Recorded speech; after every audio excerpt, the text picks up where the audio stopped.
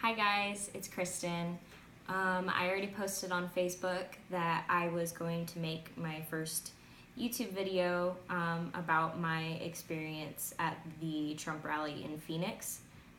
For those of you who don't know, I do live in Chandler, Arizona, which is the Phoenix metropolitan area, so I was able to attend.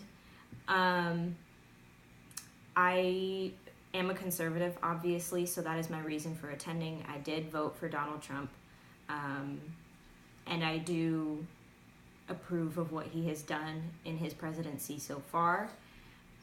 So that was my reason for attending. I really wanted to hear him speak, and I just wanted to be able to say that I was in the same room as the president. So I was able to go with my dad, and we got there probably around 6 o'clock-ish, and the rally was supposed to start at 7. So we went in his truck, and we got on the I-10 and we drove down Washington Street, where they said that there was supposed to be a parking garage that was open for the public.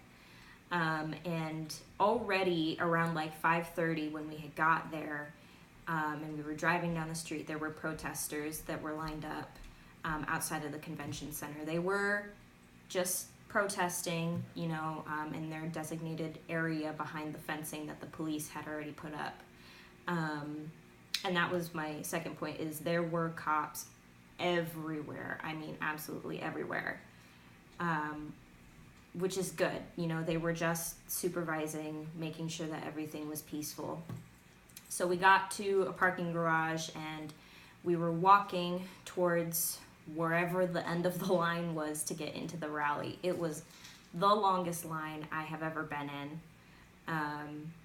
And because of it, we actually were not able to get into the rally because there were so many people. I think they said there was about 15,000, 19,000 at the rally, just inside alone. And by the time that we had gotten to the point where they told us that the doors were closed, and because there were so many people, there were still at least 5,000 of us outside. So there was a lot of people there. So we spent basically the entire night walking around, talking to people. So as the night progressed, it did get worse, as you all probably saw on the news. We were standing in line for a good hour up until that point where they told us that the doors were closed, and we decided to head back to the truck. At that point, we had gotten close to the convention center, but far back enough where they had the protesters set up.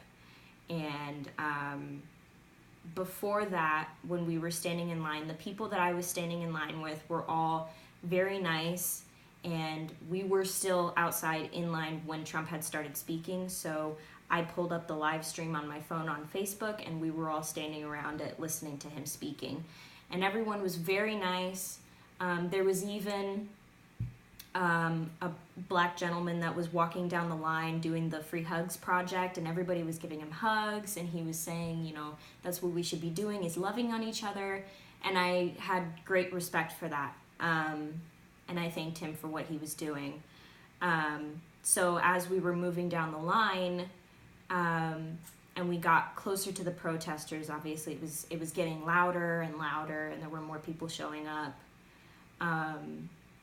And when we got to that point where the protesters were standing, and I was able to hear what they were saying, I was telling my mom this when I got home, that I don't think I've ever felt so much hate, not in me for those people, but I've never felt so much hate in that kind of an atmosphere. When you see it on the news, you don't really understand the weight of it unless you're really in it. And I got pretty emotional last night when I got home, because I wasn't really scared. I was just frustrated. I was frustrated with just everything, the feeling and the intensity that was in that crowd. It was ridiculous. I had people shouting at me when I was standing in line, telling me that I was a Nazi, that I was a racist. They were throwing papers that had Nazi written on them. They were throwing empty water bottles at us. And we were standing peacefully. Trust me, it was hard to keep myself, inside and to not say anything back, because I knew that it would just make it so much worse. So, yeah.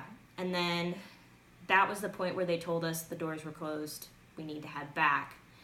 So now was the adventure of trying to figure out a way to get back to the parking garage, because at that point, because there were so many protesters, they had to block off many other streets from cars and everything. So it was like a maze trying to get back to our parking garage, because the street that we would have gone down was full of protesters, so we didn't want to walk through that, so we had to walk all the way around.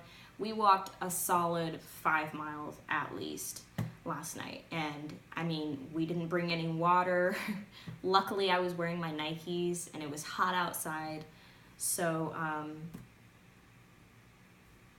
yeah, it was ridiculous. And by the time that we got back to the truck, we were absolutely just tired and frustrated. We just wanted to get the hell out of there, excuse my language, but we just wanted to get out.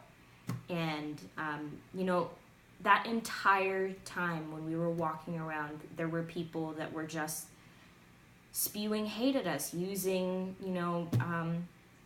obscenities, and they didn't even know us, and we weren't even doing anything. We were just walking around, and they were judging us. So that's my other point. The only aggression that I saw, I'm not saying it didn't happen anywhere else, but this is what I saw. The only aggression that I saw was coming from the left and was coming from the protesters. I didn't see any violence, like fighting or anything, which is good, but they were very adamant about getting us riled up and getting us to say something that they would be able to twist and that they would be able to use in the future against us, which I think is the whole prerogative for them. So that brings me to my next point, is that I wanted to thank the Phoenix Police Department. I was able to go around and thank as many cops as I possibly could, because I could tell that they were very stressed, and I wanted to thank them for being so professional. Even though it did get out of hand last night, as you saw on the news, they did have to use tear gas and pepper balls. Those weren't rubber bullets. I want to clarify, they did not use rubber bullets. They were pepper balls, which is basically a big ball that has pepper spray in it. So they didn't use rubber bullets. And it did have to come down to that, because the protesters were told that if they did not leave, they would be forcibly pushed out, which is what happened. So at that point, my dad and I were in our truck. We were driving down Van Buren Street, trying to find a way out to get to the freeway, because all these different roads were blocked off. So we were on Van Buren, and at that point, it was probably a block away from the convention center, where everything was really going down. And this was right about 8 o'clock, I think, well, more like 8:30. And we were stuck at the front of an intersection at a red light that I think the police had controlled, because it was probably the longest red light I have ever seen in my entire life. We were sit there for 5 minutes, and that was when we heard the tear gas go off. It was probably a block away. One went off. They sounded like explosions. At first, my dad thought that they were concussion grenades, because they were so loud. And then about 10 seconds later, the second one went off. And that was when you saw people started running in front of the truck. They were not a lot of screaming, but they were just running. And then you saw, it was off to the left, you saw the smoke from the gas and everything that was coming closer. And At that point, you could smell it. It was coming through the air conditioning in the truck, and it smelled terrible. And at that point, my dad had just decided to go for it, because at that point, the protesters were already moved to the other side of the street away from the gas. There was nobody in front of us, and he just decided to get out of there. So once we got out of there, I didn't really know, like, I was kind of in a daze, you know? I didn't really know, I didn't really realize what was going on until after we got out of there. We were safe in the truck and on the freeway on our way home, and I was able to really process it, what had just happened. And yeah, I mean, it was very intense.